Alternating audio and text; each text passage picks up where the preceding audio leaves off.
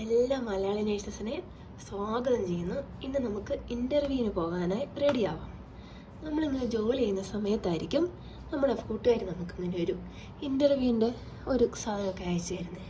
നമ്മൾ നോക്കും നല്ല ഒരു ഹോസ്പിറ്റലാണ്, നല്ല സാലറി പാക്കേജൊക്കെ ഉണ്ട്, എന്നാൽ അറ്റൻഡ് ചെയ്തേക്കാമെന്ന് ചോദിച്ചാൽ നമ്മൾ കഷ്ടപ്പെട്ട് ഡ്യൂട്ടിയൊക്കെ അഡ്ജസ്റ്റ് ചെയ്ത് നമ്മളങ്ങ് പോകും.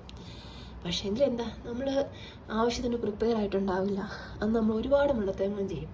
അപ്പോൾ അത്തരം കാര്യങ്ങളൊക്കെ ഒന്ന് ഒഴിവാക്കി എങ്ങനെ നമ്മൾ നല്ല രീതിയിൽ പോകാൻ നമുക്ക് നോക്കാം.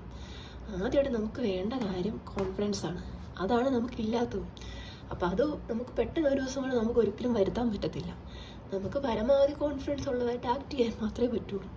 നമ്മൾ പോകുമ്പോൾ നമ്മൾ നമ്മളെ മനസ്സിനോട് പറയുക, ആ ഇൻ്റർവ്യൂവിൽ നമ്മോട് കുറേ ക്വസ്റ്റ്യൻസ് ചോദിക്കും, അതിൽ കുറേ നമ്മൾ ആൻസർ ചെയ്യും. കാരണം നമുക്ക് ചെയ്യാൻ പറ്റത്തില്ല.